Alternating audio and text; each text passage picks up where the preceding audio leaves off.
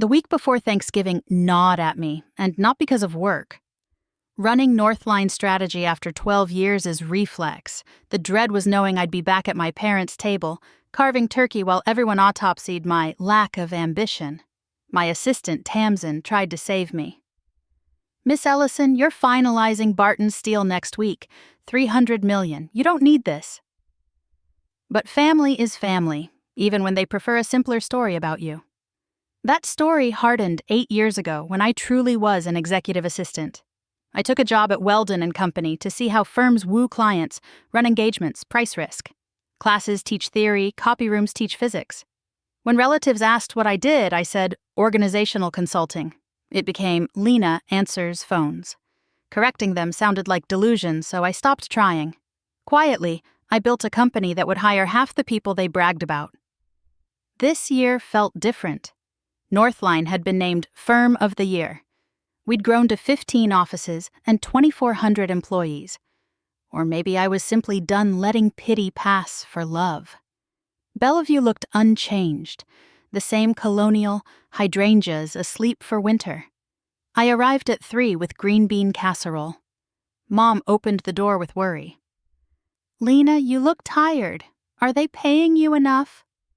Living room walls were a gallery of futures. My brother Mark's Harvard parchment, my sister Ava's white coat.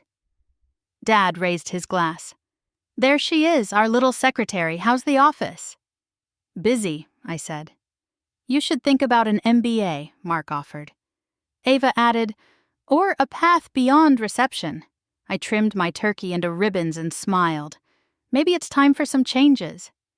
They circled like well-meaning hawks. Uncle Ray suggested civil service. Aunt Mara praised pensions. Dad cleared his throat, winding up. "You're 30, Lena. You can't coast forever." I kept my face open, pulse steady. "You're right," I said.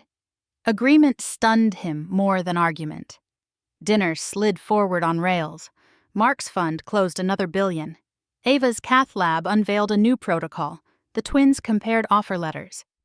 When attention swung back to me, I offered bland truths, client relations, project timelines, because the fuller story always sounded like bragging to people who preferred me small. The night ended with foil-wrapped leftovers and Dad's relieved pat, as if he'd nudged a lazy boat toward shore. The next morning, I was at Northline by 6. Tamsin brought espresso. "Final read on Calder?" Calder Manufacturing, Dad's company, had approached us months ago. Our team mapped the rot. Redundant layers, gummed approvals, money bleeding into yesterday's processes. Restructure would only slow the crash. Acquisition would redirect the river. By Sunday evening, partners were briefed. By Monday's bell, signatures were inked. At 10 a.m. Pacific, the release went live. Northline Strategy acquires Calder Manufacturing in $2.8 billion.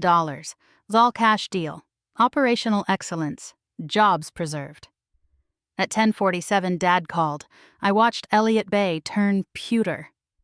"Lena," he said, voice thin, "someone sent a memo. Says we've been bought by Northline." He searched for the word.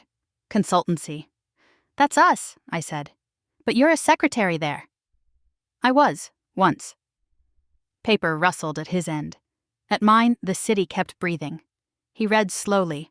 "Lena Ellison, founder and chief executive." Silence expanded, a new room in an old house. "Tell me this isn't a prank." "It isn't," I said.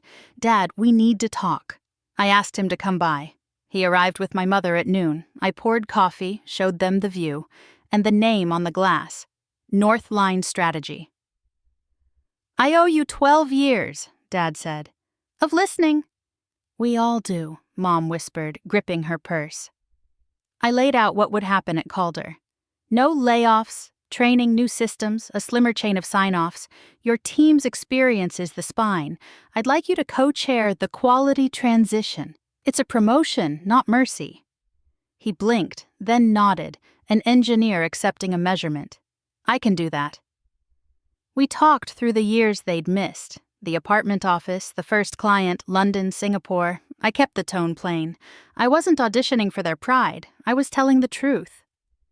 When they stood to leave, Dad touched the conference table, as if to confirm it was real.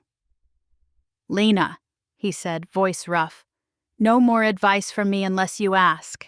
I'm sorry for making you smaller, so I could feel sure of the world."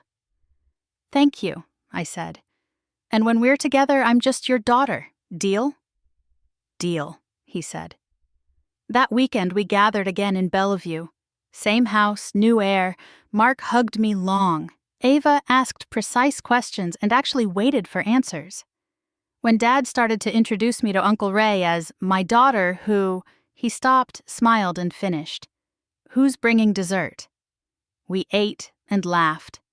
I took the pecan pie from the oven and set it beside the turkey. The old story slid off the table like a paper place card. After dishes, my phone buzzed with a London update. I silenced it. "Everything okay?" Mom asked. "Everything's good," I said. "We can talk shop tomorrow." Tonight, I carved, listened, and belonged, exactly as myself, fully.